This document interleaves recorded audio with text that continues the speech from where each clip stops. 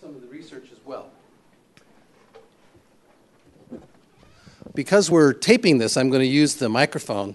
What we'll do is we'll put up videos of these sessions afterward, and we'll also put up copies of the presentations for you to look at afterward as well.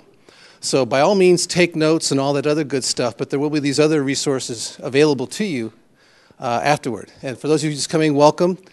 We will start at 10 minutes after in honor of the Berkeley 10. We're not going to start 11 or 12 minutes after, though. So please try to be here by 10 after, and hopefully as the selection process works its way through, we'll have just the right number of people and the right number of seats. Before I introduce our speaker, some housekeeping and an overview, I'm going to pass around this attendance sheet. If your name is not on it, just write your name and email on the back. Okay? And as you'll find out, attendance is part of how we're going to do the grading for the course, so it's helpful for us to know when you're here. So I'm going to ask my colleague Solomon Darwin to pass that out. Solomon is the other person you see here. We're both from the Haas School. And how many of you are from Haas? All right, yeah, representing. How many are from engineering? And how many are from other places? Good, well, welcome to all of you. We also have a schedule of the speakers this term. I'm going to pass that out as well, just so you can see who's coming. I also have this on my presentation, and if you don't get a copy of this, it will be in the presentation as well. So let me circulate that too.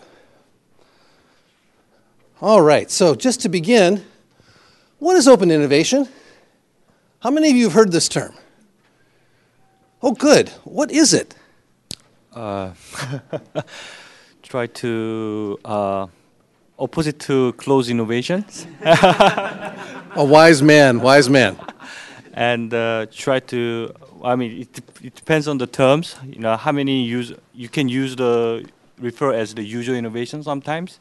And basically open idea to generate new ideas or new products to make innovative companies or firms. So that's not a bad answer. You're going to have to all answer this question by the end of this term. So I'm going to share some answers with you now. Each of our speakers, whether they define it or not, also has a conception of open innovation. One of the challenges of our semester together is not everybody uses the term to mean the same thing, which is going to make it a little more interesting for you. For those of you from engineering, you think, wait a minute, can't we all just agree on the term and we're done?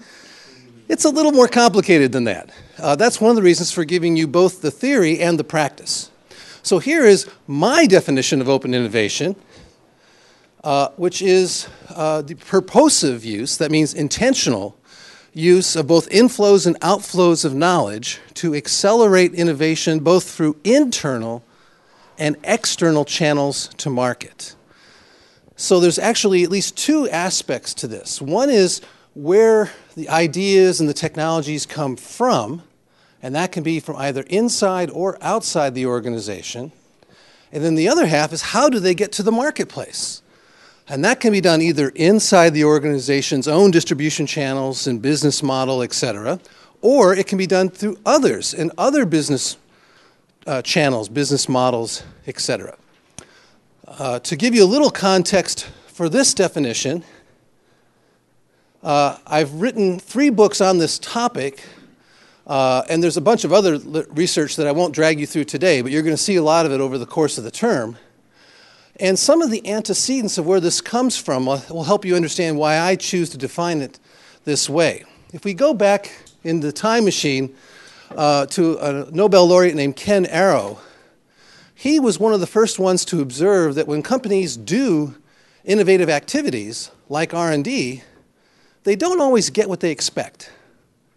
Sometimes you'll start a program and you'll intend to do one thing, and maybe you get that or maybe you don't, but you often get other things you didn't expect. And these are what he called spillovers.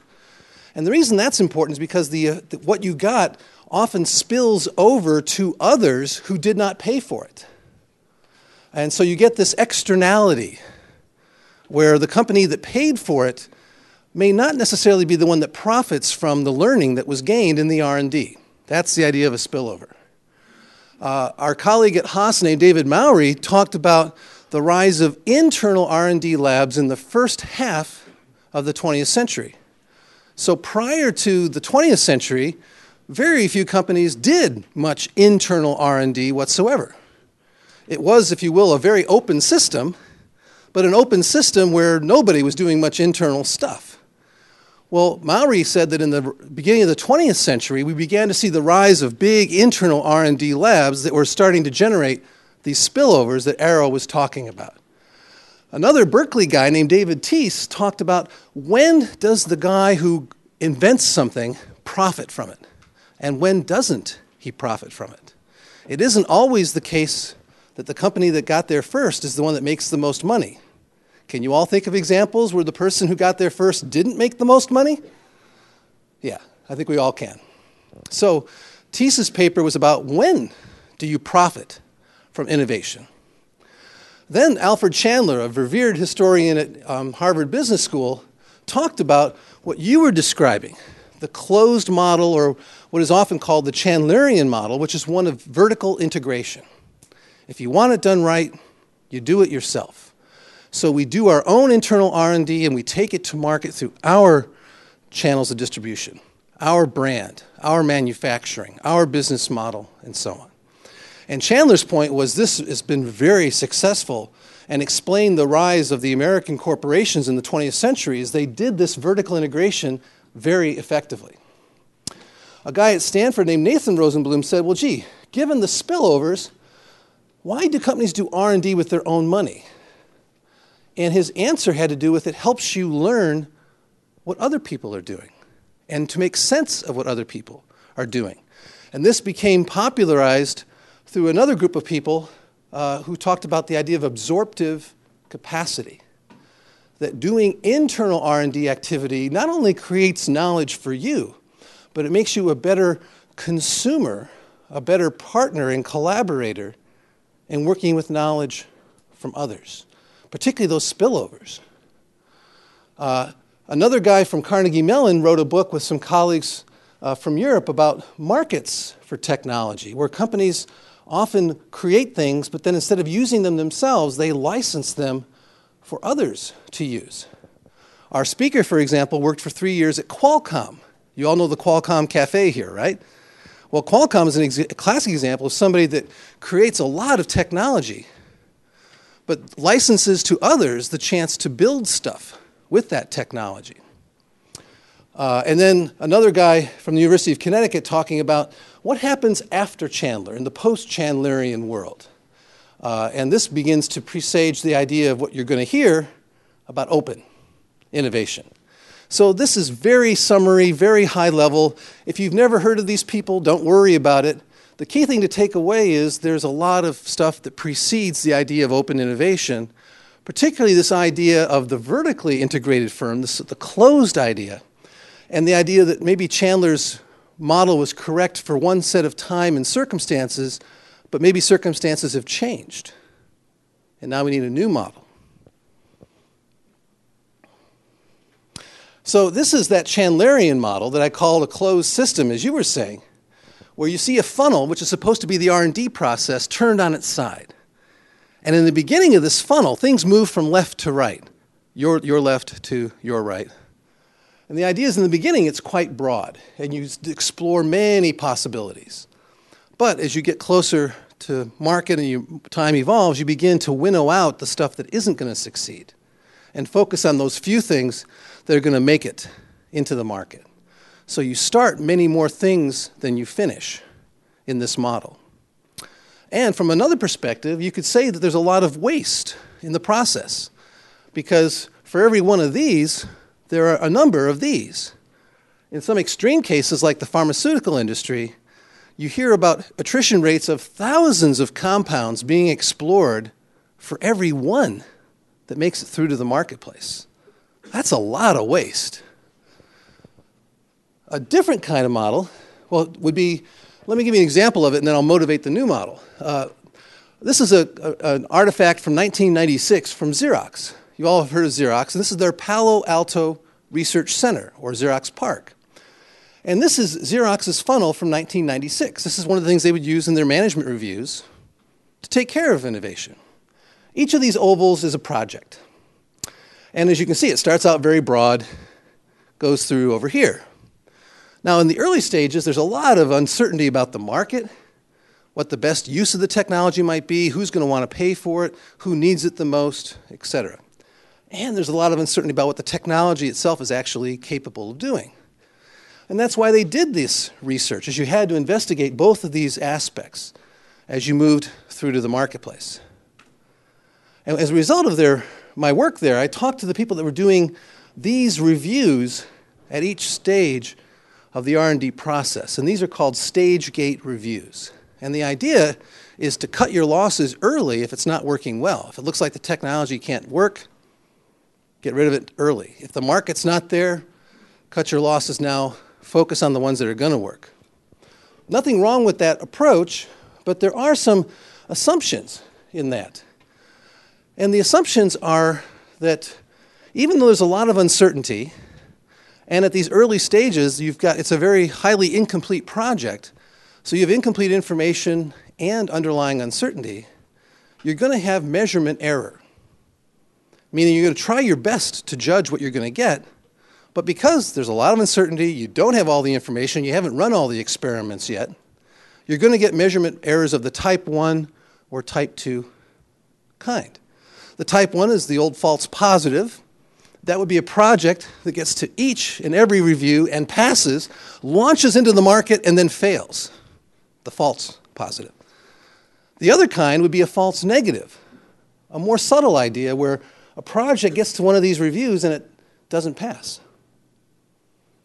Now, at that point, the assumption is, well, we don't think it's going to be a good project, therefore it won't be a good project, and that's the end of it. But in fact, you never know what would have happened if you had continued. So what I did in my own research is I studied 35 projects in Xerox's R&D system, and my research started when the internal funding stopped. And my task was then to recover what happened after. And here's what I found out in a nutshell. There's a lot more to read on this, but we're trying to move fast here. And what you see is here's Xerox's own market value here, which is the price of each share multiplied by the number of shares of the company. And in comparison, here are 10 of those 35 companies that actually became independent companies. And here's their market value. So by the early 90s, the market value of these projects that were stopped inside of Xerox and allowed to go out exceeded the value of the company from which they came. Now, Xerox didn't expect this, but this is the idea of the measurement error, the false negative. They didn't succeed through the same business models that Xerox had. They were different business models, different markets, different ways to design the technology. But the core technologies did indeed emerge out of the research organizations. So we need a different kind of model to deal with this. A model that can deal with both false positives, but especially the false negatives, and that's this idea of an open innovation model. So we still have our friendly funnel, but now we're bringing things from both inside and outside, and we're not only bringing things at the beginning stages, but at later stages as you get closer to market, and then you're going to have other projects, all that waste we were talking about before, that can now be reclaimed through other mechanisms, other models, by other companies. Another way to think of this is from a guy from Sweden who, as you probably can't read it, but it says, stolen with pride from Professor Henry Chesbrough, and he gave me permission to steal it back and share it with you. This is Bengt Jarahult from a Swedish company, SCA. And he said, okay, you start with your closed funnel aimed at your market, and then you drill holes in the funnel in the open innovation process. And with the holy funnel, you have the different pathways for things to get into the marketplace. So lots of ways for ideas to come into the organization and lots of pathways for it to go out into the market. So here are our speakers over the term. We've handed out the list so you can see them there, about half from academia and about half from industry. And here are the requirements. For those of you that are still shopping, one thing you need to do is show up. I also want you to write some reviews of these presentations. I don't want them to be super long. 2 pages, double-spaced is plenty. I am at the end of the term going to want you to do a 5-page paper on what you've learned about open innovation. You're going to have to tell me the definition you're using and the significance of open innovation in your opinion, what insights you took away from the term's speakers, what you see as the strengths of the concept and limitations of the concept. And I want you to use stuff that you've heard throughout the term to illustrate these points. So it's a 2-credit class, 3 2-page papers, 1 5-page paper. Not a huge amount of lifting for 2 credits, yeah? And then how am I going to grade this? One thing that's happened at Haas that has not yet come to engineering is we now have a grading curve. So it means that I can't give everyone here an A, even if you come to all the sessions and you do a fantastic job on all the assignments. I can't give you all an A because of our grading policy. So for those of you who really need an A, be aware of that. And look around next to you, and if you think you can outperform the people sitting next to you, no problem. If you think they look pretty tough, this could be a time to change that and find another class. And I'm going to weight the attendance and class participation each at 20% and 60% on the writing assignments. Questions on that? Oh, okay. And this is how you can find me. And Solomon's email is Darwin, as in Charles Darwin, with the same haas.berkeley.edu. So you can get either or both of us for any, if you want to see us, if you got questions, we would be happy to talk with you. Yeah, a question? If you already covered this, can we use laptops to take notes? Can you use laptops to take notes? Yes.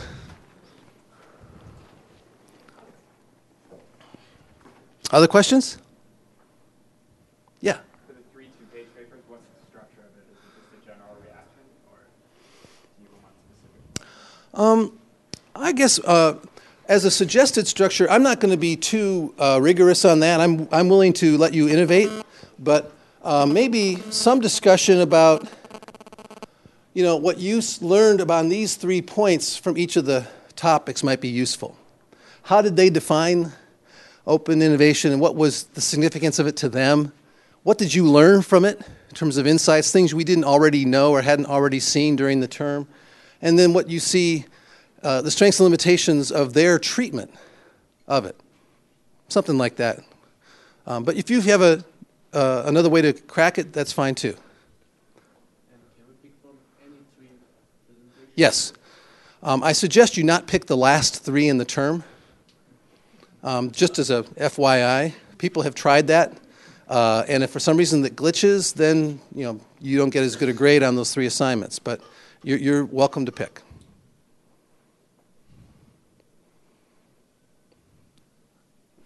Oh, sorry. Yes. Any specific dates when we have to turn that 2-page?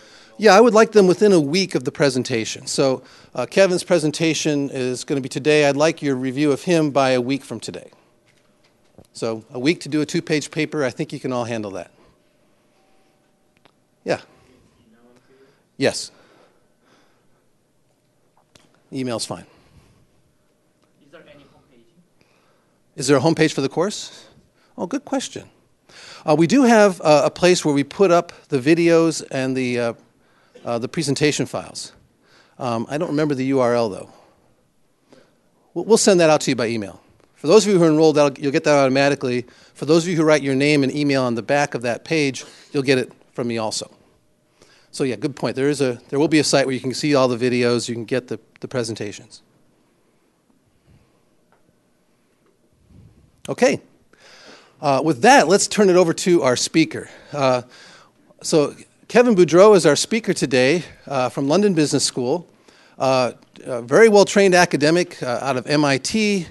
Also taught at HEC in France. But in the area of innovation, he's got a wonderful background because he also did his undergraduate work and worked for some years in engineering. So he actually understands technology at more than just an economist's level, if you will. I say that because economists like to sometimes abstract to make their equations work out, and sometimes what they're abstracting from is the most interesting stuff. And because Kevin actually has got the dirt under his fingernails, he understands not just the abstract stuff, which he understands very well, but also gets into the guts of it a lot more. So I love people with this background, and a great person to start our course off this term. So Kevin, over to you, and welcome. I appreciate that. How about a round of applause for our guest?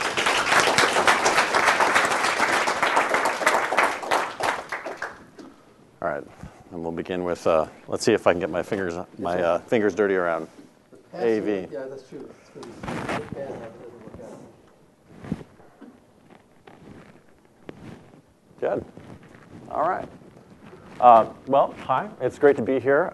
Thanks, Henry. Thanks, Solomon, for having me here. So I think this is a really exciting opportunity to kind of begin to share some things that I've learned over the last, 10 years of thinking about this since I returned to academia. I'll begin with some comments just on myself. Although I'm thinking about this question of innovation and open innovation in particular, in fact, I run the strategy course at London Business School. I have a research position at Harvard University as well, but my kind of what keeps the lights on is running the strategy course. I say that because I think open innovation in some ways seems like an exotic, distinct topic, right? So we have a question of innovation. Okay, some businesses do innovation. Open innovation. Okay, that's a certain approach to innovation. But what I've found is a lot of lessons about how many parties work together, how various distributed parties around the world might come together to get something done, is in fact making its way into the core of business strategy. And I think a lot of, I don't know if some of you have yet studied things like Porter's 5 Forces and various other strategy frameworks. We have to think hard about how do we think about these new models and put them into business strategy terms. So that's kind of the lens I kind of eventually get to in studying these topics. The way, some of the immediate reasons I have a sense that this is getting to be a big deal is, I work with Harvard Medical School to start to think about how to rearrange how they do their innovation and research. I'm the chief economist of what's called a NASA tournament lab. They're doing a lot of their engineering these days, systems engineering, coding, algorithmic engineering through contests. So we design how to actually push out different modules or problems to the world with developers and problem solvers all over the world to get this stuff done. And I've done a lot of work in smartphones, the app economy, so to speak, licensing of hardware, and I'll probably remember some other examples. But basically, I see this kind of stretching across the economy in ways that I don't know if we're fully aware of, but we're starting to get really big indications. So you're kind of exactly the right generation to kind of leave behind the 20th century and the ways of thinking about strategy and business and innovation and start to think about more general lessons about new industry architectures. Okay. Now, I must admit, in coming here, I had to think hard about, well, what would I present? You guys are, in some ways, you're in a perfect position to kind of have an open mind about these questions. But I'm used to, I present to the MBA audience with a certain set of strategy tools, and then I bring some of this stuff in. Or I might present to an academic research audience where I kind of go 20,000 feet below the surface of the earth to kind of mine a very small thing. So the way I've set this up is to kind of humbly share some of the steps that I've taken in my path and how I've come across this topic and some of the more general lessons I've learned as a first step, part one. And in part one, I'm going to, I won't be able to sort of mention everything I've ever done, but I will highlight certain pieces of work I've done and some key lessons I've taken away. So that's sort of the front end of this talk. And then I'm going to go into kind of a little bit more of a regular talk about a given paper, a given research topic, a narrower topic that I'm working on to give you an example, an illustration of some of the issues that I'm trying to research. I'm bearing in mind that you guys are going to write a paper. You may choose to write a paper about the talk today. My suggestion, and I don't mean to impose this on the class, but if your noble instructors here are okay with the suggestion, I would suggest focusing on a given message that I make, because I do have these two parts. Some of them are various broad brush elements that I'm going to address, and then I'm going to hone in on one paper. Within the broad brush elements, there will be 3 or 4 key messages you might want to focus on And I will mention as well, I'm happy if you guys have an email over the next week or something as you cram to get this thing in, I'm happy to respond if it, I think that, a couple pages in a week, that's very, very fair. But sometimes it's helpful to have somebody sort of say, you may want to think about this if you're going to tackle this topic. So I'm happy to respond to any emails. And you're going to give us your email address, right? Yeah, or the easy thing is, Write it on the whiteboard. Oh, okay. yeah, or I can write it down as well. It's K Boudreau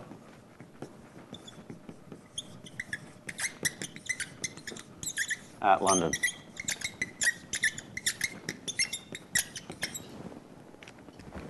Got it. Okay. Now, a bit of a story. Okay, a map of Canada.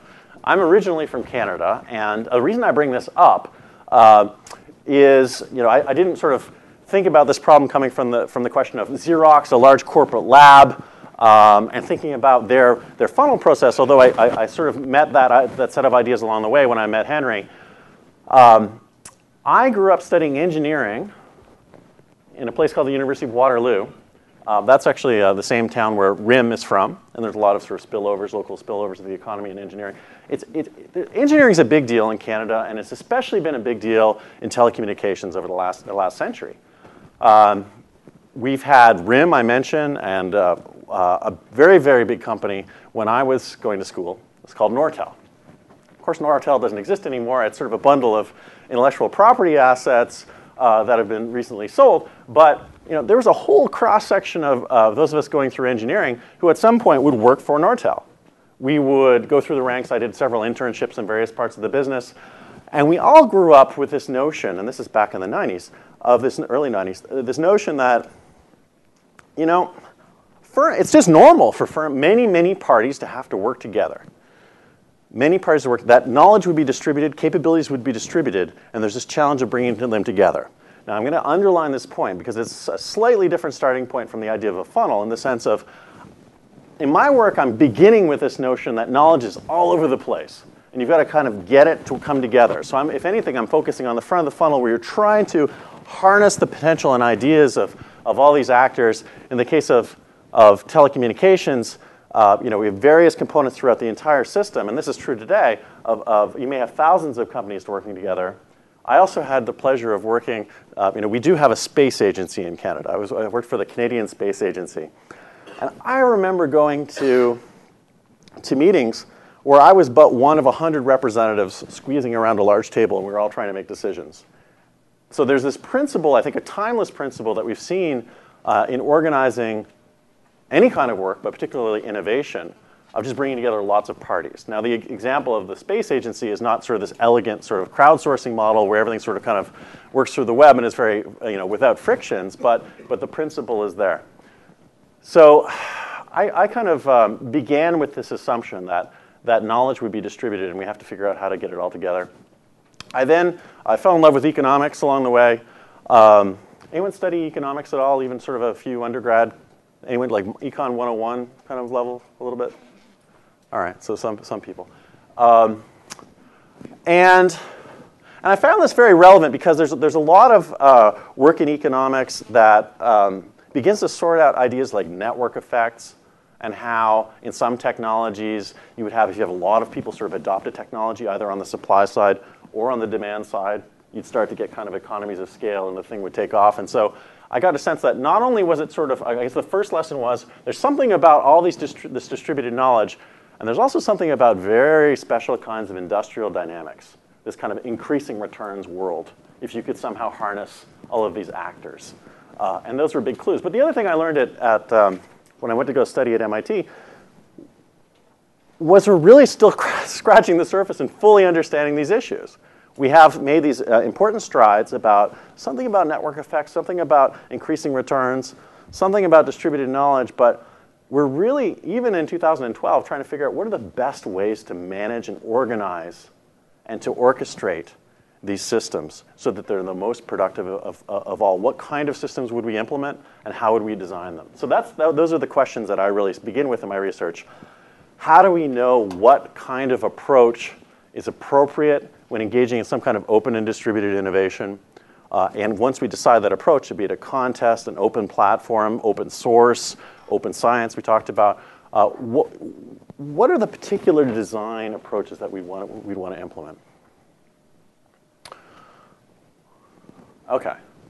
So to begin this conversation, really, imagine over the next couple years, you come up with the next great smartphone. All right? You come up with the next great smartphone. And I'm sure, my suspicion is you all know much more than you think you know.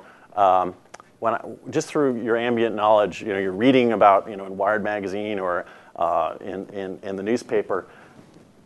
Imagine you're thinking about opening this device up, this great new innovation you came up with here at Berkeley.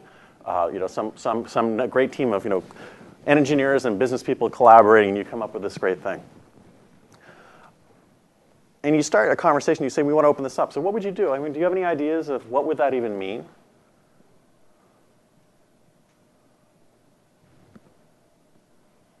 Any ideas? Yeah. Allowing developers to create applications for your smartphone. Great. So opening it up to outside developers. And what kind of developers do you have in mind? Software developers to make applications of any sort. Right, right. Any other thoughts? Yeah. Disclosing the specs about the technology and allowing for external contributions or suggestions or improvements. Oh, great. So a couple things. So you're suggesting there's some specifications of how to design this thing, the architecture, put it out, the design itself. And then actually the second part is you're allowing others to contribute criticisms, ideas, improvements. Great. Wow. Those are two huge things already. Publish the source code. Publish the source code and any kind of operating system or software, perhaps even the applications as well. All right, we're nailing tons of things here.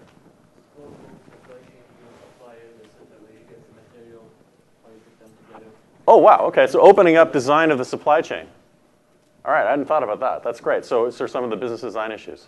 Are we going to share the joke up here? So it just seems like we should ask the first question, why open it up? Because, I mean, is there a competitive market? If there is, then, I mean, Apple obviously has done a good job of it's the vertical integration model that has been talked about before. So, I mean, if we want to capture market share, is it really the best approach? Or?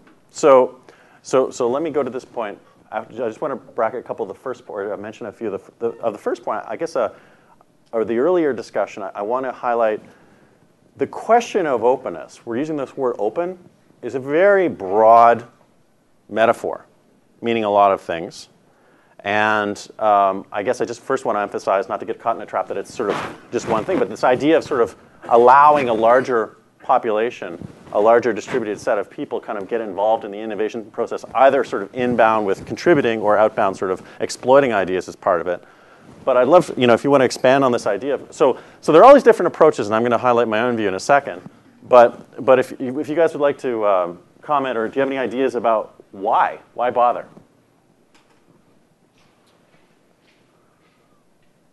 Maybe better idea. Okay. So my idea is that when you make a smartphone, we have no idea what the phone's going to be used for. So there's also an uncertainty in how to use the phone. You can't program everything yourself. Right, so it could just be in, what's the application at all? I think the opening up for applications is a great idea, but it could be even just how a phone is used, whether it's used by police, whether it's going to be used in safety, whether it's going to be used by consumers, I think this one was, in particular, this is not entirely fiction. This one was actually designed with the idea of older people in mind. So having other people's ideas about applications is one. I think the network effect is becoming increasingly more powerful, and by opening it up to developers, you also open it up to usefulness for consumers. And so if you can put yourself as the platform to center that network effect, it's pretty powerful. Right, so there's this idea of knowledge, and then kind of this increasing returns or network effect that can emerge. A couple points I'd like to underline in this conversation already is I actually haven't told you anything yet, but you're already hitting on a lot of the very core issues. There are many ways that you can think about, many particular approaches to opening this up, and there are many reasons why.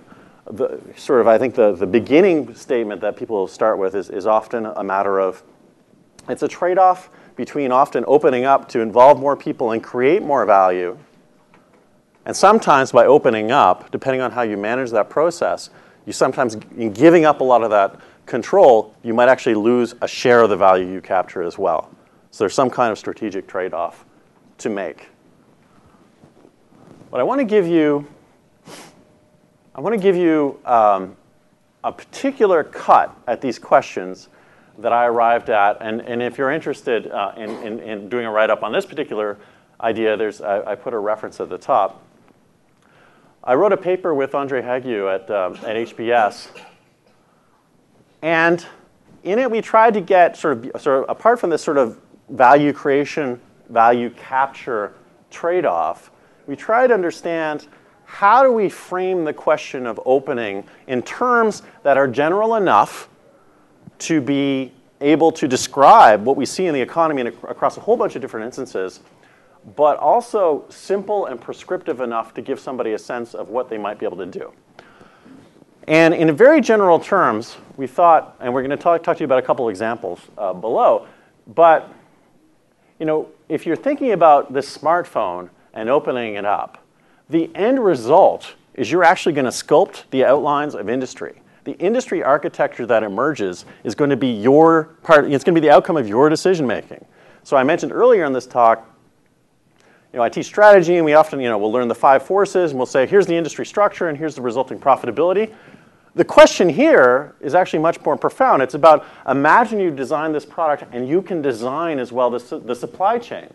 You can design how the thing is going to be made, where the markets will exist, the division of labor of this entire thing.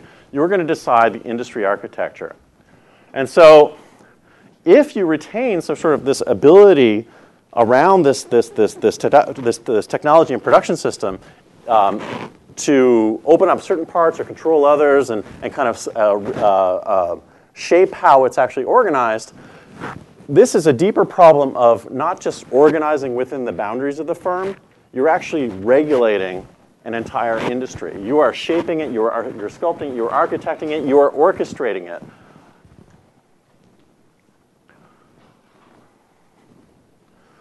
So as much as, I guess in this the point I'm emphasizing about opening and allowing people in and incorporating others' ideas and harnessing network effects, I also want to highlight that in any question about opening is this counter question of what is to be closed and what is to be controlled. This is an area of profound debate, exactly what should be closed and controlled versus what should be open. In this paper, and from the perspective of designing an entire ecosystem, designing an entire industry, what we stress is that there's some ways you can kind of coordinate these sorts of things as committees, but generally speaking, the reason we see a lot of technologies closed and controlled at the core, I use this example of Apple, for example, in illustrating these issues. There are real profound economic reasons why often open platforms are in fact not entirely open and free. They're actually they're open, or they're controlled, open but controlled, or open but closed in the middle. And if you can control this central bottleneck, you're basically saying, if you want to participate in the economy I've created, you have to follow my terms. You have to follow my contracts. I'm going to control overall architecture and technical design. I may offer up tools. I'm going to decide information flows. Oh yeah, I'm also going to control traditional instruments like pricing and licensing and this sort of thing. But it's a much, much richer role than traditional strategy. This is not strategizing just for competitive advantage of the individual firm, but in this special role of the platform owner, it's in fact a strategizing that occurring across the entire value chain. So in this paper, we illustrate these principles looking at a couple sort of high-tech examples. Facebook is one. Topcoder, I'll talk a little bit more about Topcoder later in this discussion because it's going to be the context for the experiment I'm going to describe. But we wanted to take this a little bit further to say, this goes beyond what we might think about in terms of traditional tech companies. We often think about tech companies and open strategies and so on. But we thought, could we actually apply this framework to illustrate its generality, apply it to some more sort of traditional examples Roppongi Hills is a Japanese shopping mall, effectively. And you can think of the owner of the shopping mall is orchestrating who's becoming part of this ecosystem, the contracts, the rules, how they interface, how they share information. And so we illustrate these principles much more generally with that example. And we also took the example of Harvard Business School as another example where we can think about this question about a surrounding economy and then a core that's closed. Harvard Business School, any other academic institution, or indeed any firm, is really a collection of assets that are owned and controlled, and the owner gains the right to then manipulate these various instruments around it so it can try to make the surrounding ecosystem more productive. And I note I'm not wearing a watch. And How about you get 10 and 5? yeah, sure. That's good. Yeah, fine. Okay. We're about 20 minutes in so far. Okay, good. So in this question of opening the smartphone with those sort of thoughts in mind, in a separate paper, I empirically studied how is the rate of innovation of new smartphones affected by fundamentally different approaches to opening. And I want to underline what you guys have stumbled on yourselves to say there are many, many different ways and definitions and ways to cut this question of opening. And in particular, there are many sort of precise instruments that you can use. So in this paper, what I did was sort of broadly describe a couple dimensions in broad terms of how you might do this. First is, in the case of the smartphone, which I've kind of sort of abstracted here as operating system software and then some hardware design in very simple terms. What was very clear in the case of smartphones and PDAs in looking at data from, I think it was about 1994 to 2004, so sort of an earlier generation of smartphones, we can kind of think about the breakdown in terms of these two categories. And a first dimension was, how was the platform owner opening up the hardware design itself? And what was clear in this industry is there were some cases of platform owners who were foreclosing entry altogether. So early Palm and a bunch, actually there are a bunch of examples, even early RIM, even RIM today to some extent. The earlier version of Symbian, which was Cyan, who had a system called Epoch. I don't know if any of these names mean anything to you. Essentially, the generations of smartphones and PDAs prior to the iPhone. We could see that there were a lot that were closed. There were also some that were open to some extent in the sense that they were licensing. They were offering design interfaces, documentation, and support, allowing the entry of some independent hardware designers. And then this was actually happening as a matter of degree, whether several were let in because of licensing constraints or whether it was open to all. Microsoft, for example, in the late 90s let in a lot of smartphone developers to try to accelerate their development. And another layer altogether was not just to license or open this up or provide standards to allow people to enter, but also to somehow share intellectual property, to share knowledge, to give designs, to give a working design out. So to say, we welcome you to build a phone. Here is actually a working design of a phone that you are free now to tweak and improve upon or design or specialize on your own. And this actually removes a whole bunch of barriers to getting entry because it's pretty hard to design a phone. And tangibly what this did is there was this whole industry of what are called other equipment manufacturers in Asia who could build phones before but had never designed phones. And now all of the, a lot of the companies in Asia we know today, now known as smartphone designers, actually entered because they originally took US designs and learned how to build phones or learned how to design phones on this basis. So there are different degrees and ways in which we can open the hardware itself. A second dimension that I looked at in this case was how would these guys respond if, in fact, you tried to open up the operating system itself? So I began with this notion of, boy, it's important to keep control, or it can be helpful to keep control over some subset. But there's an ongoing debate about, well, if you open up a little bit, maybe you'll encourage people to invest more because they don't have to worry about this big, powerful guy at the center. So there were a lot of examples of firms that simply owned and controlled this thing wholesale. There was just no freedom, no sort of ability to to get part of that business. It was just sort of owned and controlled by a single firm. Some of these companies began to do things like share equity ownership. Basically, they allowed the incentives of these hardware developers to become aligned with the platform owner by allowing them to become part of the platform in ownership. People actually took this, some people took this a step further and actually physically opened this up to allow people to make these modifications in the operating system itself.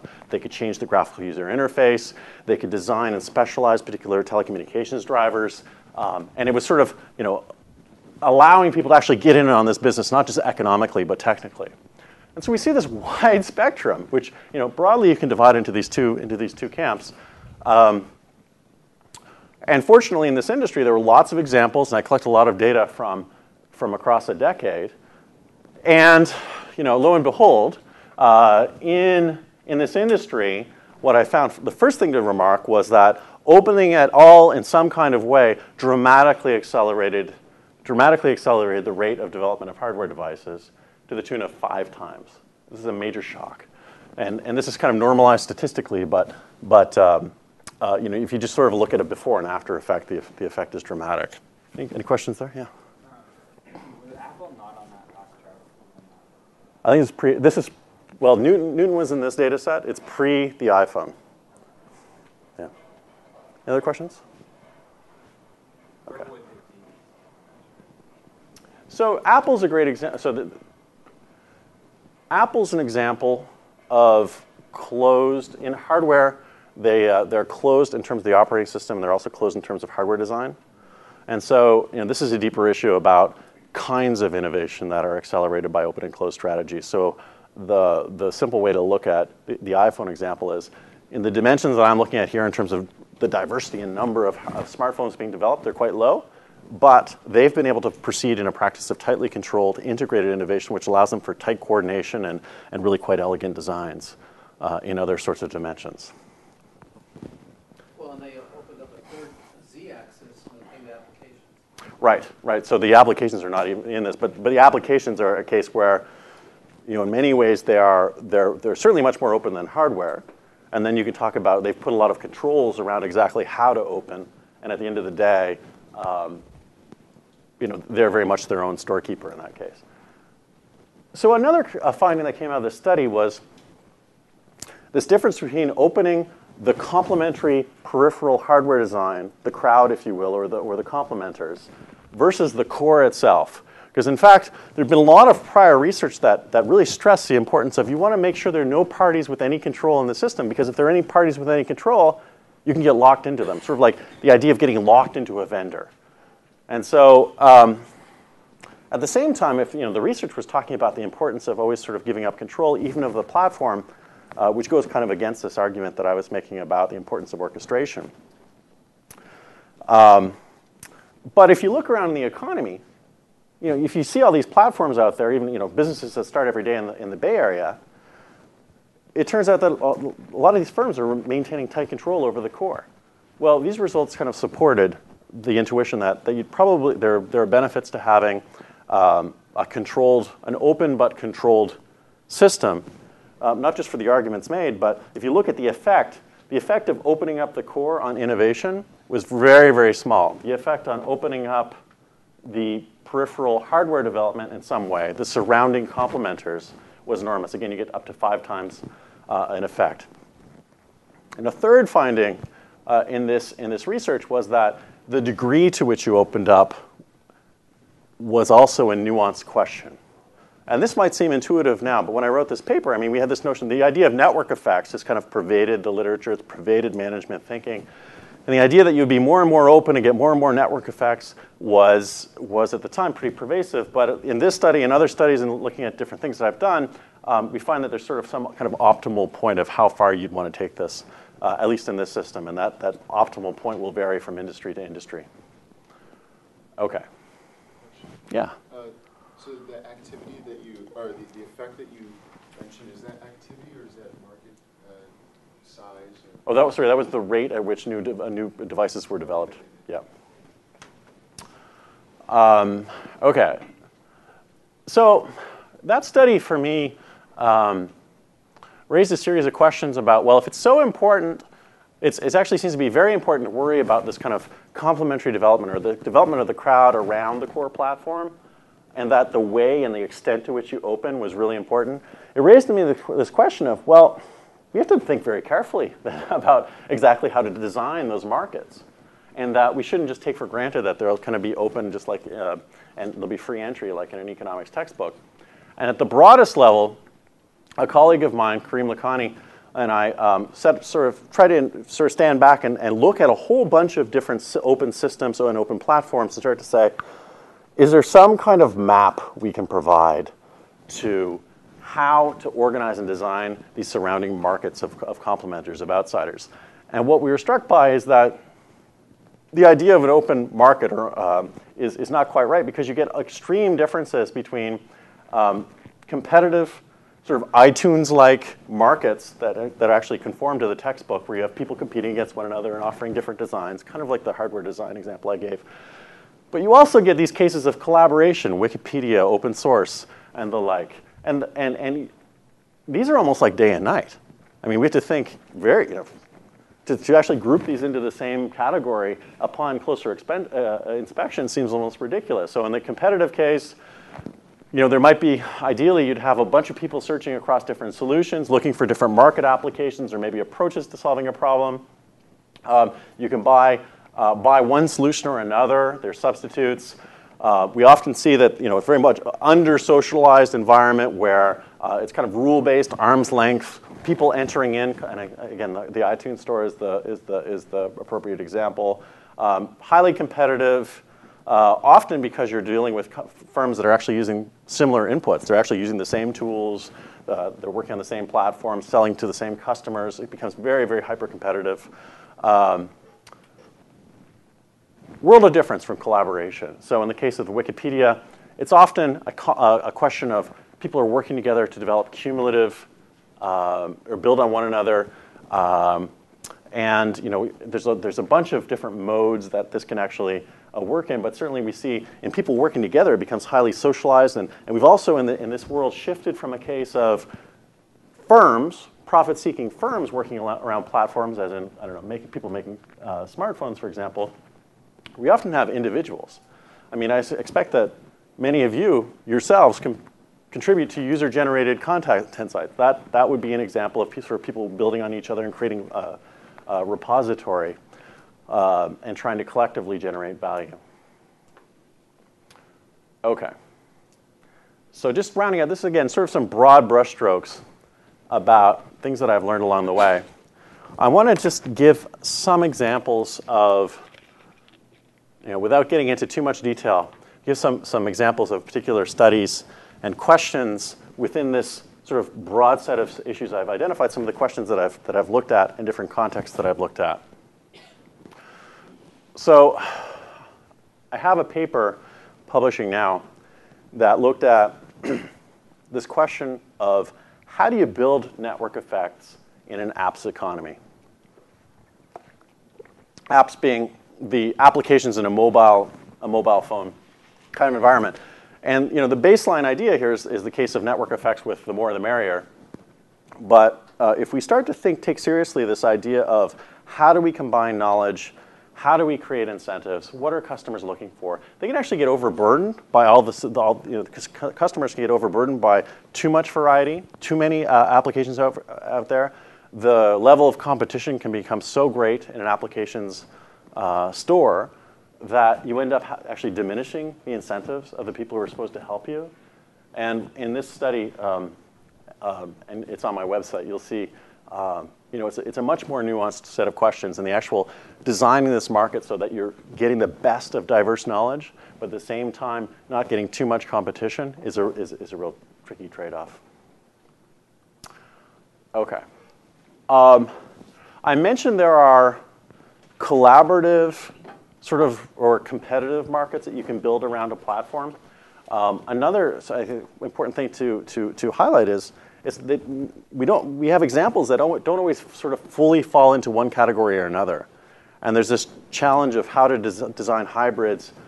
In the case of online video games, we actually have modding communities who, in some sense, work together to generate tools and share ideas with one another. And then they go out and they compete for audience share to have the video games they build on other people's video games. And what's quite particular about this group is they don't get paid at all. And by some of the estimates I've looked at, they're creating something in the order of $1 billion of value for their industry. And the way they're doing this is, if you go to an online commercial game, if you want to play a mod on top of that, these modding developers have had to sign a contract that gives them access, that exposes the interfaces, that gives them some access to tools to develop on an online video game. And the user of this mod then has to buy the original game. And so you get all of this additional demand for the original game built on entire communities of thousands of mods that are built on top of the original game. So, in a study a colleague of mine, Lars Bo Jeppesen, and I did, we looked at some of the, again, through the models of how is the participation of individual modders in these worlds, how is that influencing the activity of other modders? And we found, in fact, part of the reason that these guys are participating is not so much to go try to seek a buck, but in fact, they're trying to sort of signal their status. These guys actually become, the more successful modders become almost like superheroes in a community. And this online, highly socialized community of people who know each other, who think and respect of one another, who almost treat the highest people in the status hierarchy almost like rock stars. People are actually doing extraordinary levels of work just to attain these outcomes. In another study with some friends and co-authors, we also examined how, and we looked at this in a case of an online contest. So contests have long been important in stimulating innovation. We have, even through history, Napoleon was using contests to understand how to get solutions to canning food, and there have been recently contests on how to find minerals, given a bunch of data on sort of land formations and so forth. So it's been around, but what's happened in the economy recently is these have been turned into ongoing platforms where solutions are sought on a regular basis by going to the same people. InnoCentive is an example for scientific solutions. Topcoder is an example for software development that I'll talk about today. And we have a body of economic theory that tells us about how people should behave in theory, according to what their incentive should be given the design. And it turns out that just adding large numbers of people to these contests is a way of actually getting independent searchers to look across a wide variety of different possibilities. And this kind of documents that set of ideas. And finally, I'd mentioned these ideas can be applied even when thinking about medical researchers. I do a body of work, as I mentioned, with Harvard Medical School. And they've started to think about how do we think about the medical school researchers as kind of a body of distributed experts who we are in a position to kind of influence what they do and the rules of the game that they play by. Harvard Medical School is, in a sense, a platform. So they're trying to influence how teams are formed, how information is shared, and we're trying to take some of these paradigms into that world to try to sort out if we can make them more productive. We did some work on type 1 diabetes, and they found generate some astounding results, and we're engaging in a series of additional experiments. Okay, how are we doing on time, Henry? Just so I can pace myself. About 23 more minutes. Okay, perfect. All right, so as promised, I thought then I would give you an example of a particular study. I just sort of gave some broad brushstrokes. And again, feel free to have a look at those papers on my website and send me an email if anything you found of particular interest. This is a paper with another speaker who will be in your series, Karim Lakhani at HBS. And we think we stumbled across, in this case, something that open innovation and platforms has told us that is massively important. It turns out, in studying this phenomenon, we think we're learning something about just how the economy in general works. So that's sometimes how, when you're doing research, you stumble across things that sometimes they're smaller or bigger than what you originally thought. In this case, I think it's probably a little bit bigger than what we originally thought. Spillovers. Spillovers, right. Unintended consequences and innovation and spillovers. All right, so here's the background I kind of gave you on myself and where I started, or where I start from, I guess, in motivating a lot of my work. Here's the series of words that, this is just kind of a wordle of this paper. And the key one is sorting. The insight that, or I guess the motivation for this paper began, I was sitting in a series of meetings, economic meetings in Cambridge, Massachusetts, and the question of incentive schemes and different organizations in the economy came up. And the standard economic view of incentive schemes is, if I give you a certain wage that depends upon what you do, if I give you a high-powered incentive, there's a greater chance that you're going to start behaving in ways that I would prefer. And I'm sure you study some organizational economics here, or organizational design. That will be an important starting place. However, there's a very insightful comment that came out of the audience, and the comment was this. That's true. You can give a different incentive scheme, and you can get different people responding differently. But think about all the people in the economy who go to work for NGOs, who work for large corporations, who work for entrepreneurial firms, who work for academics. People are just sort of sorting into very different organizations based upon their own interests, their fit, their character. I mean, we are much more, as people, we are much more than simply a body of human capital and a response to incentives. And we all have preferences. And I'm sure that all of you sort of have some sense of, I think I want to go work for this kind of company, or I want to work in publishing, or I want to continue in grad school. And it's not just about your skills. There's something about who you are as people. And so, this notion of sorting and people free-flowing in the economy, it struck me, oh my God, in the case of these open platforms, this is so very important. We're not even in these cases in a fixed employment relationship.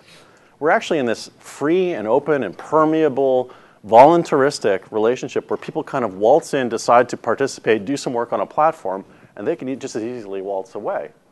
So there's something about what is attracting these people, what is the glue keeping them there, and ultimately, why are they working for such low wages? I don't know if any of you have looked at some of these examples, but what's the average salary of someone who contributes to Wikipedia?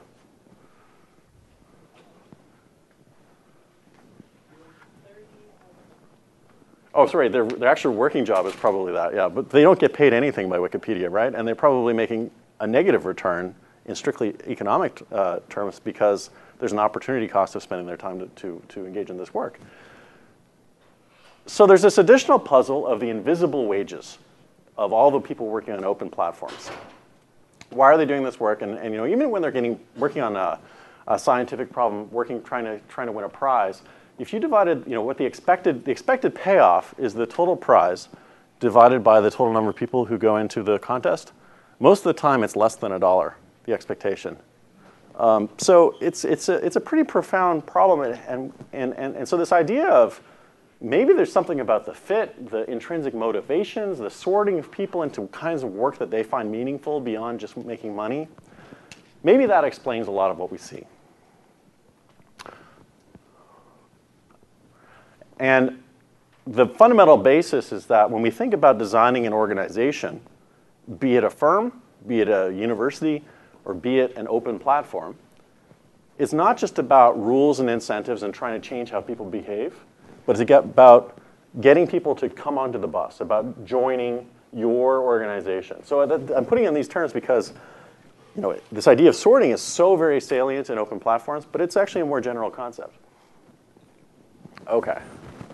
I won't go through all of this, but I'll just say that if you think about a variety of fields, it's particularly in creative fields or mission-driven fields where we find, or where some people can derive more meaning, that this seems to have to play out. If you look at architecture, arts, drama, film, fashion, nonprofit, we certainly see it in academic workers, and in software workers as well, where people are actually engaging in work for far more than just making money.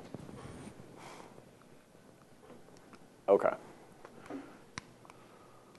And so the research question that was examined and the challenge in designing an experiment was to say, all right, how do we sort out what determines how much a person works and how well they do, particularly in solving a problem or engaging in creative work?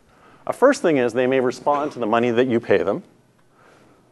We actually know from some past research that if you offer a high-powered incentive, it tends to be the case that higher skilled people tend to go after a high-powered incentive. So if I have private information about how skilled I am, if I see somebody offering a $10 prize if I happen to win, I might take that over getting $3 for sure because I have some more confidence in my skills. And this tends to be a pretty robust and regular finding that people with higher skills tend to sort into higher powered incentives.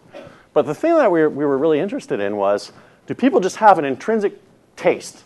Do they sort into different environments because some combination of their psychological features was leading them to have a taste for a given environment?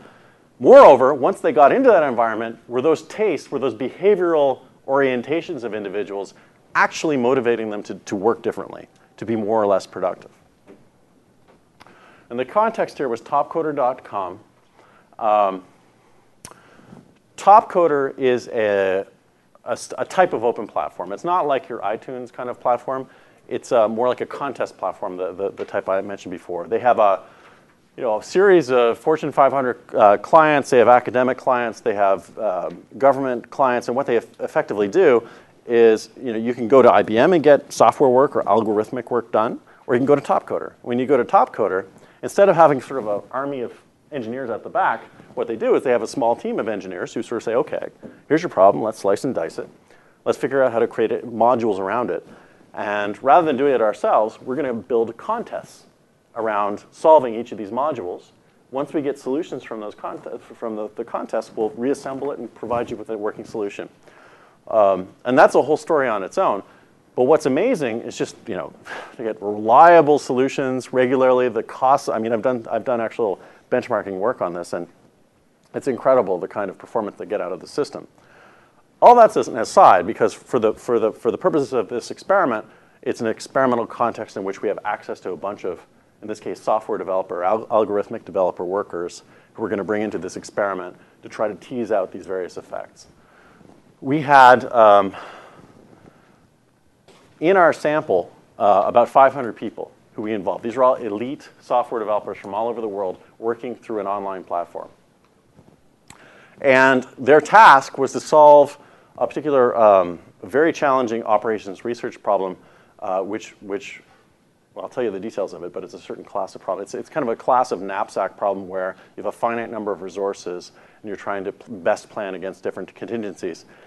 The particular problem here was to design a way of sort of assembling all the medical assistance equipment that would go up in any kind of NASA mission, conditional on whatever mission parameters are given. So this is a pretty tough challenge. I mean, you've got to figure, of all the possible things that could happen to an astronaut, you don't want to have them come into harm's way. You don't want to have to fly the equipment back down. And yet you can't load up one of these jets with too much equipment, or the thing, it gets extremely costly.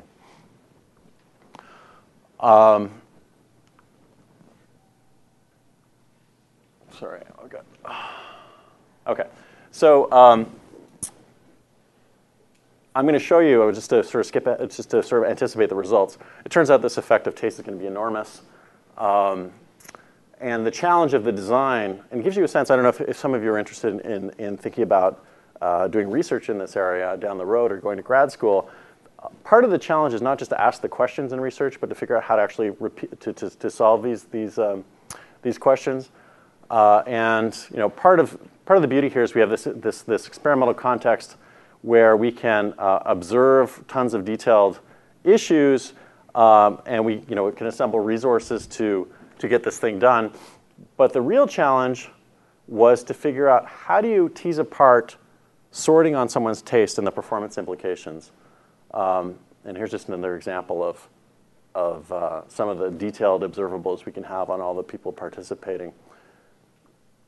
So here's the kind of the crux of the experiment, is we want to generate a group that sorts into this preferred topcoder regime. And what we're trying to say is, for those people who especially like this topcoder regime, how do they do in relation to a bunch of people who have sort of population average preferences, who are just sort of drawn randomly from the population, who are just no more different, who don't like it any more or any less? It's probably the population in general is going to have some people who like it, some people who don't. But we want to sort of look at this difference. The central challenge in designing this experiment, though, is that we already know that people who like this kind of super competitive contest regime are probably going to have higher skills. Probably going to have higher skills on average. And so we want to isolate the effect of taste above and beyond skills. So what I'm going to illustrate to you here is just sort of give you a sense of how to design these things. Is eventually what we're going to settle on is the approach is going to be, we're going to construct a set of people who sort into this regime rather than an outside option. The outside option was one of joining a team. So we've got this sort of intensive competition regime versus joining a team. And then we're going to construct, in order to make this comparison, we're going to compare the sorted group with a group who's actually created to precisely match the skills distribution of the people in the sorted group. So the only difference between these two groups is going to be these people sorted in, they had an inherent preference and some kind of sort of skills distribution relative to the population as a whole. But then we're going to compare those with the group that's identically distributed in skills but completely unsorted in terms of their preference for the regime. So the difference is going to be about their taste. The way we're going to do this is we take the original participants, we divide them into two groups, and the way we're going to do this, two identically distributed groups, we actually have a skills rating from their past work on topcoder. We're going to order them from top to bottom in terms of their skills and randomly assign 1, 2, 1, 2 ordered pairs to different sides, creating two identical skills distributions. And then we're going to ask just half, thank you, just half, would you prefer to be in the competitive contest regime, the one I talked about, or would you prefer to be in an outside group? We're then going to not ask the other half what they prefer, but simply take their ordered pair from the other side and assign that person to the same regime. So effectively, we've got a person here that 100% prefers the competitive regime. And then we're going to say, we're going to create a match set who we haven't asked. So on some random distribution, they're going to be like the population. We're going to assign these to groups of 20. And after assigning these to groups of 20, we're going to give some of them a $1,000 prize to compete against and a $0 prize to compete against. And the reason we're going to do that is through this procedure, we can isolate the effect of taste, and then we can look at what's the effect of just the incentive effect of having high or low incentives at the same time. All right. Just to give you some descriptives, it does turn out, and just as we predict, the fraction of people at different skill levels that prefer the competitive contest regime over a team does in fact go up with the skill level. It ranged between, let's say, 40% to about 80% over the full expanse of the set. Here's the skills distribution. I showed you the abstracted pictures of the skills distributions. These are the actual, the two skills distributions of the sorted and unsorted groups to show they're the same. Question? Yeah? How did you go about assessing skill quality? So there's their historical performance on this platform leads topcoder itself to have an excellent skills measure. And what's surprising, the skills measure actually turns out to be extremely good. But we went into this quite skeptical. And so it's a combination of having an unbiased estimate of the skill plus the randomization procedure that together gives the design meaning and lack of bias as well. Okay. How did you do it for people outside the topcoder? So they were all from topcoder, from inside. There was a small fraction of people, probably about fewer than 5%, that weren't rated, and we had to include them. So they were a part of topcoder but not rated. We had to include them just as a practical consideration. We had to be fair from the perspective of topcoder, but we just knocked them out of the sample. That gets analyzed. Okay. To give you a sense of the data we then collected through this process, We have actually a quantitative measure of the score, the actual quality of the solution. This was done because we were able to sort of generate a test suite, a test suite of tests for any given solution. So you submit a solution, it goes to a computer, it goes through this sort of simulation, and at the back comes a report of the quantitative quality. Over a 10-day period, this is a 10-day contest that we have the number of submissions, the hours that are worked, indicator for whether you were a part of this group that was sorted or not, whether you were part of a group that competed for a prize or not, and the actual skill rating itself. So the thrust of this paper was to document this most novel thing of, does taste or fit actually have an effect, and then sort of contrast that with these more traditional sorting on skill or the formal cash incentives effect. And I'll skip to some of the main findings, but if the average overall score without sorting was 1,200, the effect of this sorting, controlling for skill by design in the assignment procedure, actually doubles the effect, doubles the quality of the solution. And if you do the same regression by skills, or sorry, by effort, you find that the reason that you get a doubling the reason you get an almost doubling of the performance is because people are actually almost doubling the amount of effort they put in. So the effects were quite actually striking. If the supposition going in was, my God, people seem to be working hard on these open platforms when they kind of sort themselves in or sort themselves out voluntaristically. It turns out, in this case, where people are sorting themselves in, they're doing twice as well, and they're working twice as hard. And they're also, I mean, they're working even upwards of 10 hours, even when they're not getting paid. When they get paid, it's another 20.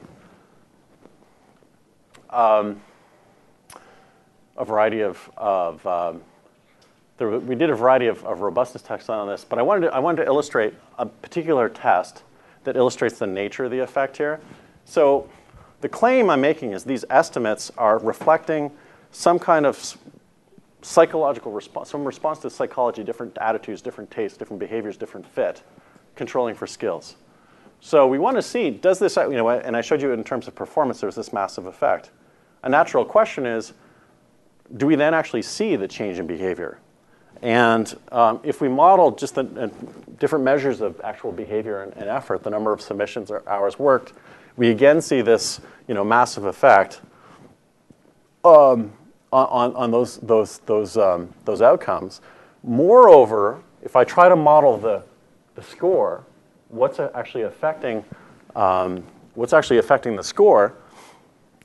The question, I guess, to pose, if you want to see if effort is fully explaining this, if you include effort in the model in terms of hours worked, can you actually make the sorting effect disappear? The idea here is if sorting is actually based in effort, then effort, if you put that in the model, should fully account for the effect. And it does. This actually goes to become statistically insignificant while the effort picks up the effect. So people are actually behaving differently. This is a behavioral effect. This is about how humans are much more than just responses to incentive systems on their own.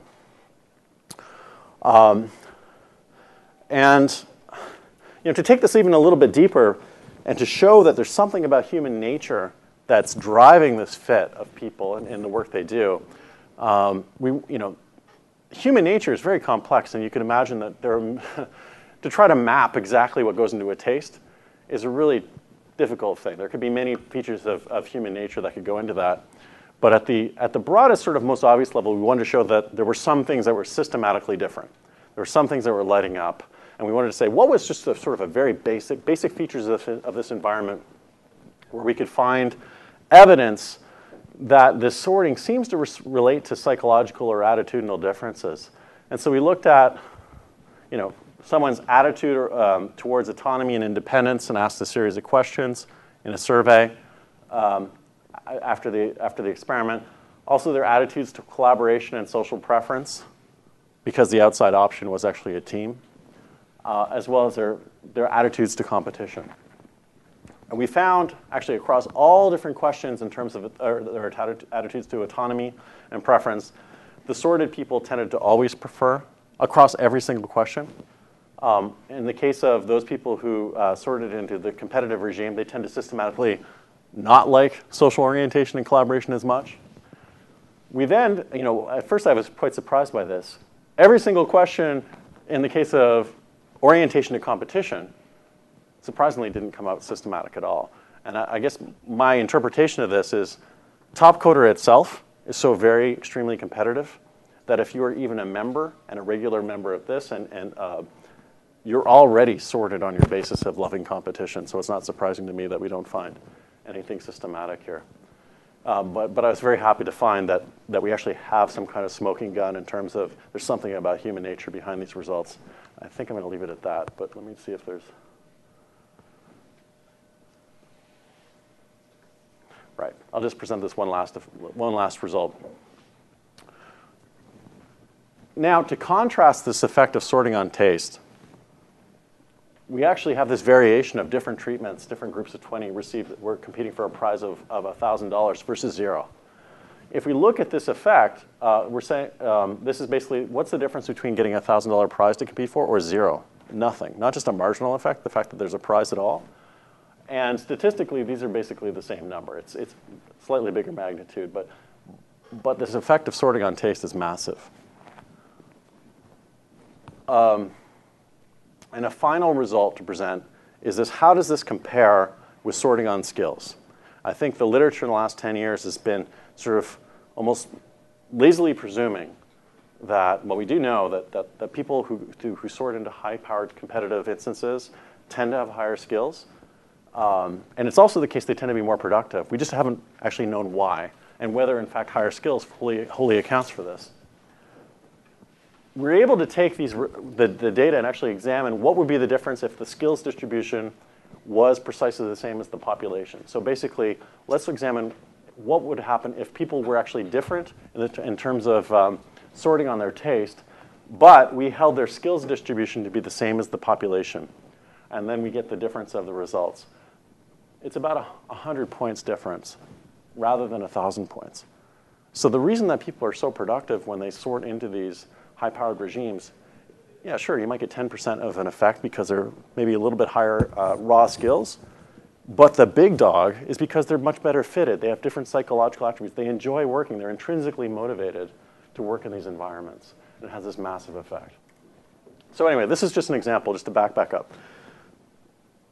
This is an example of both narrowing down on a particular research question of a particular phenomenon with an open innovation, in this case distributed innovation, to try to understand what is driving the system so we can design these systems better. But I hope this also illustrates that even in this extremely narrow question, in a sense, this tells us something not just about open platforms, distributed innovation, open innovation, and so on. It's telling us something about how firms are designed. So I guess one of the reasons I'm so jazzed about research in open innovation is because it's almost like this extreme petri dish, this extreme set of conditions under which we understand more about how the economy functions. Knowledge, the distribution of knowledge, the organization of knowledge, the assembly of knowledge is something we have to worry about everywhere. Incentives are things that we have to also worry about in whatever kind of firm, including open source. And governance, how to actually make all this work together and design it, and ultimately strategy, which is my starting point in all this. So thank you very much.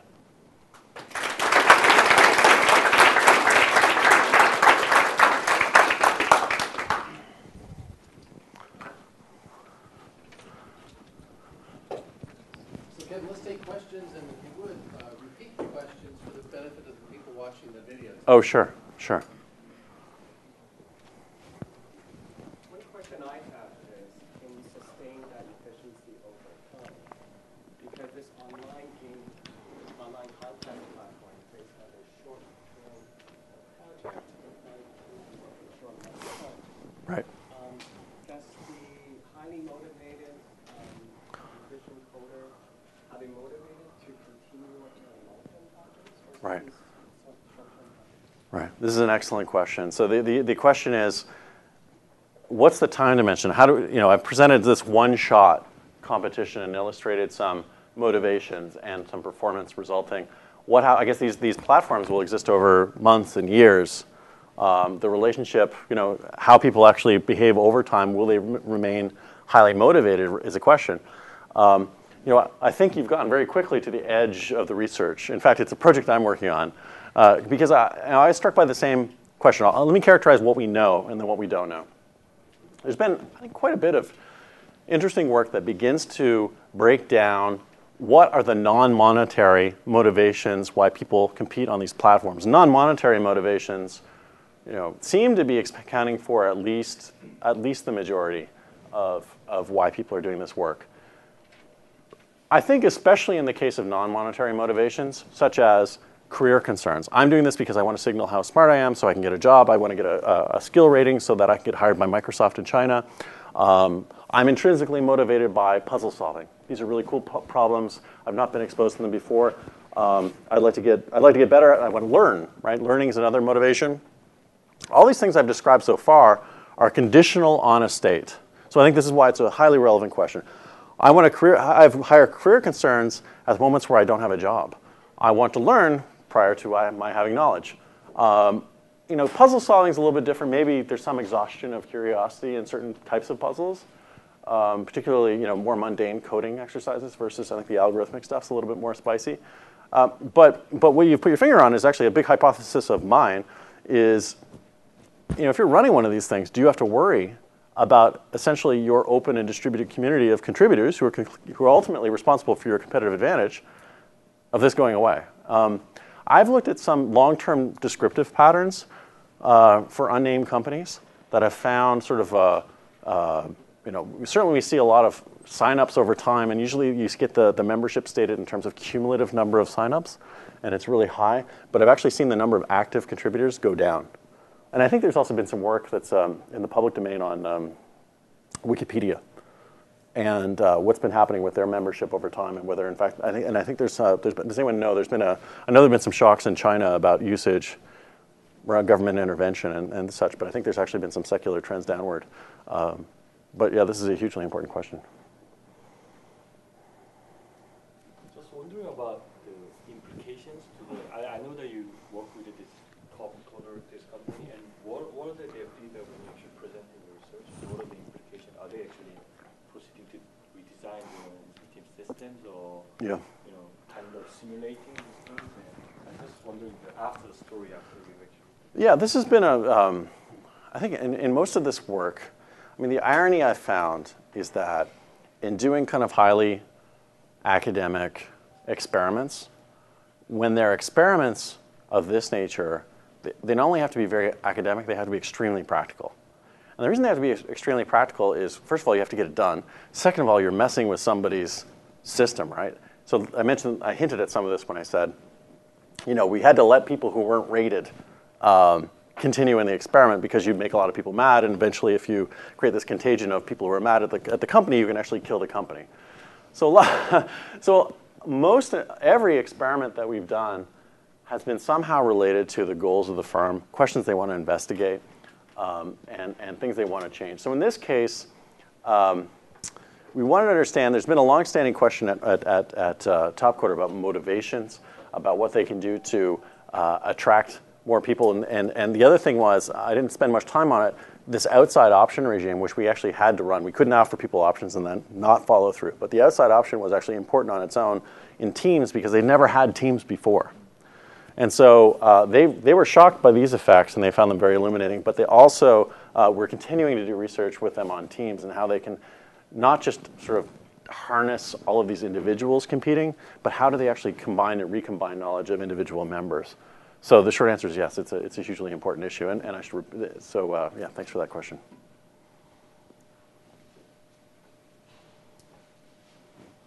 Yeah. As your research mainly focused sort of on like product development and I guess like consumer products versus sort of like the service industry, and how is open innovation handled through like the service industry? Okay, so the question is, I guess most of my research in particular, and I guess the research more generally, related to services versus products. And I guess you're thinking about, for example, software or algorithms as maybe something like a product versus services. I'll make the first comment, and I'm going to actually ask Henry to pipe up because he's been doing some thinking on this issue, certainly. I think that there's something about when you're interacting over an internet or over an online platform, human capital services are inherently important. Even when user-generated content, there's some kind of, can you put it over a fiber optic wire or a wire, there's something about that inherently being service, knowledge, some kind of, even mechanical Turk. There's always some kind of service component. Although most of the work that I've done has ultimately resulted in some kind of observable, tangible outcome that could be described as a product. So anyway, with that comment, I'd love to turn to Henry and get his input on this question.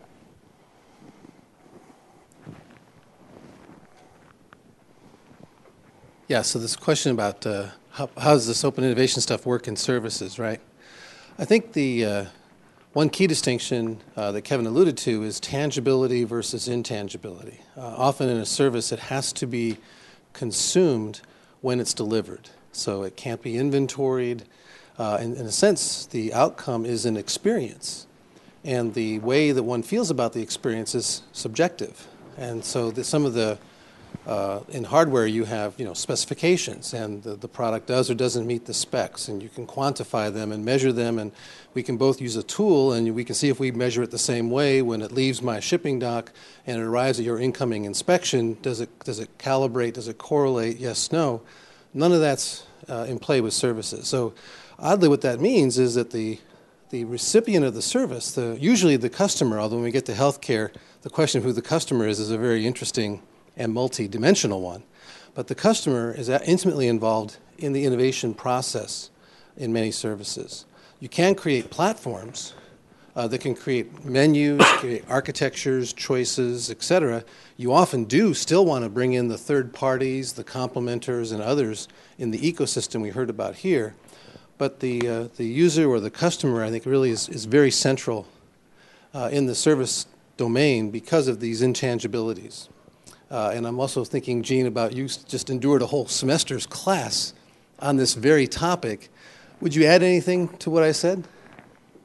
I think you summed up last semester pretty well in terms of it's really about the experience that the customer has on the end, and then how can you either involve them or involve other parties in that development or innovation process. Yeah, we actually looked at Topcoder in the course. And one of the things we didn't talk about here is the question of scalability. It turns out a lot of the people who use these competitions use them, but after having used them, they don't always increase their usage in the next period and the period after that. So some of these platforms have been around a long time, but they're still fairly small boutique kinds of companies. And we talked about that too, this question of, from the user standpoint, how do you create something that's genuinely scalable? And so Amazon would be an example of something that was very involving of users, but also is very scalable and really is designed in a way we talked about network effects, et cetera, but how do you then capitalize on those and be able to scale those up? That's another dimension in all this when we get to the strategy side. And in my own judgment, some of these platforms do a great job at what they're doing, but they still haven't met the scalability test yet. And why that is itself a very interesting research question. So thanks for the chance to comment on that. Yeah, Let's take a couple more questions, and then we'll break up for the day.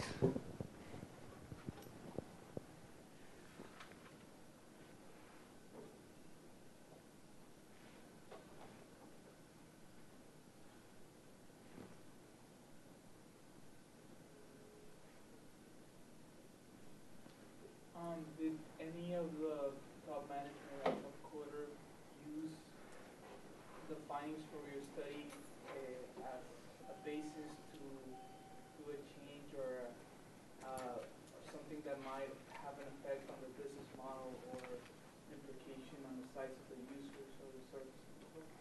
Yeah, we're working with Topcoder still to kind of devise team-based competitions.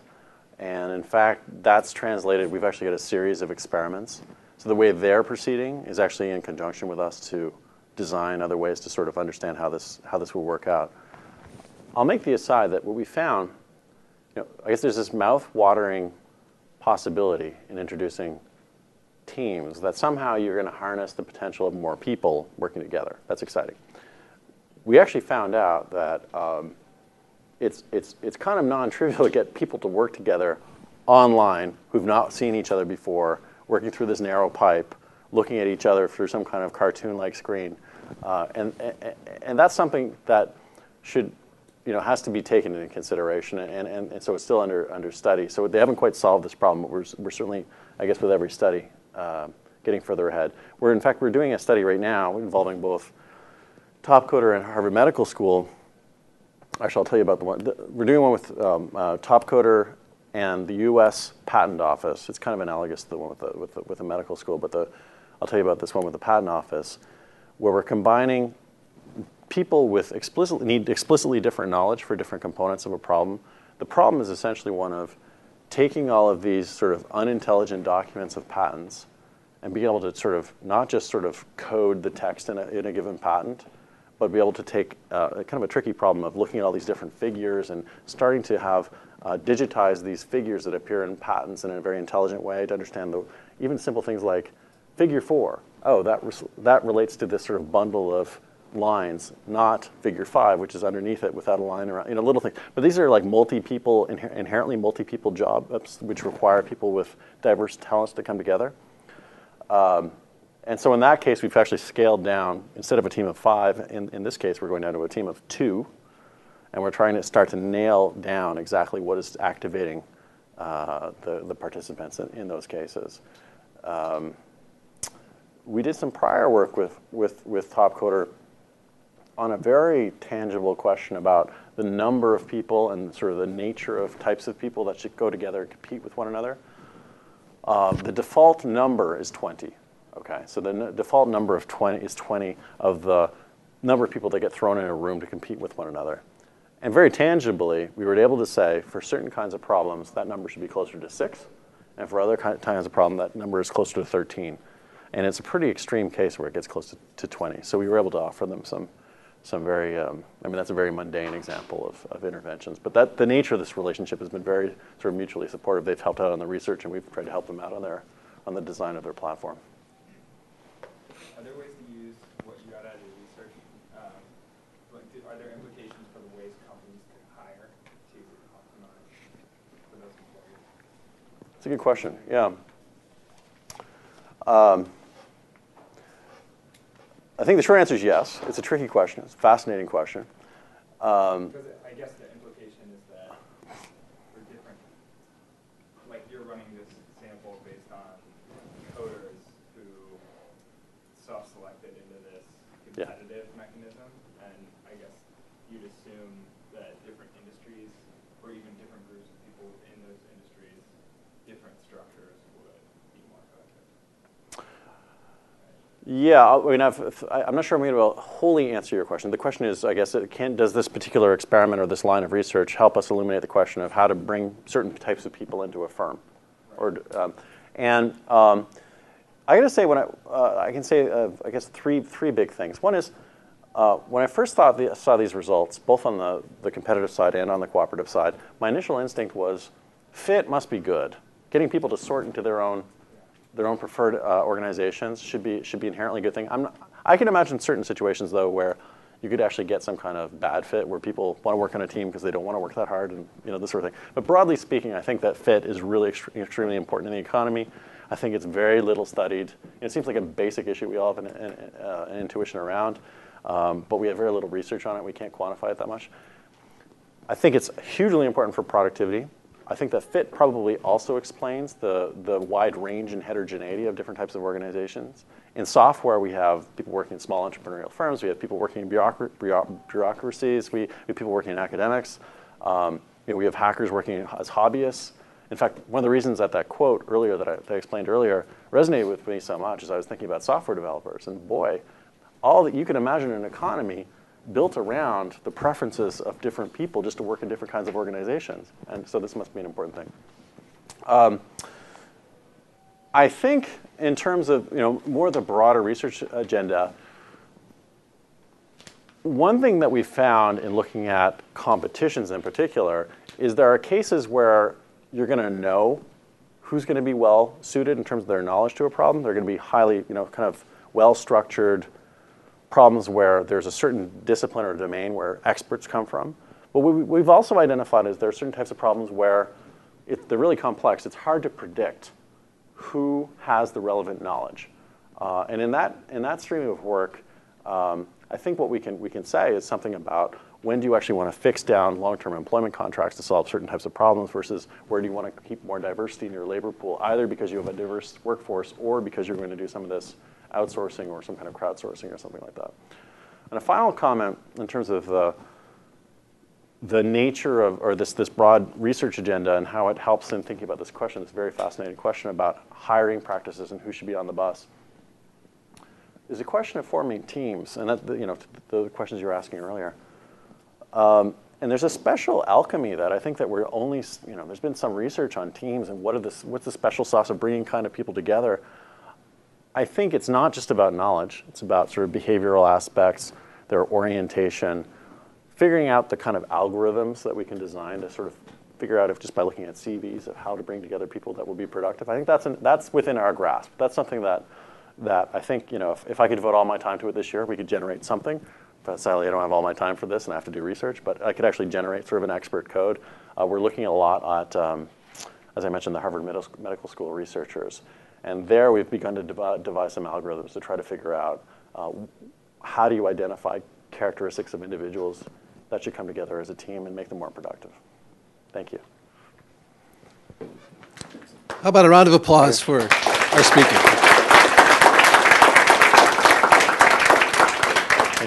Thanks for the opportunity. Okay, next week, we're going to learn about corporate venture capital.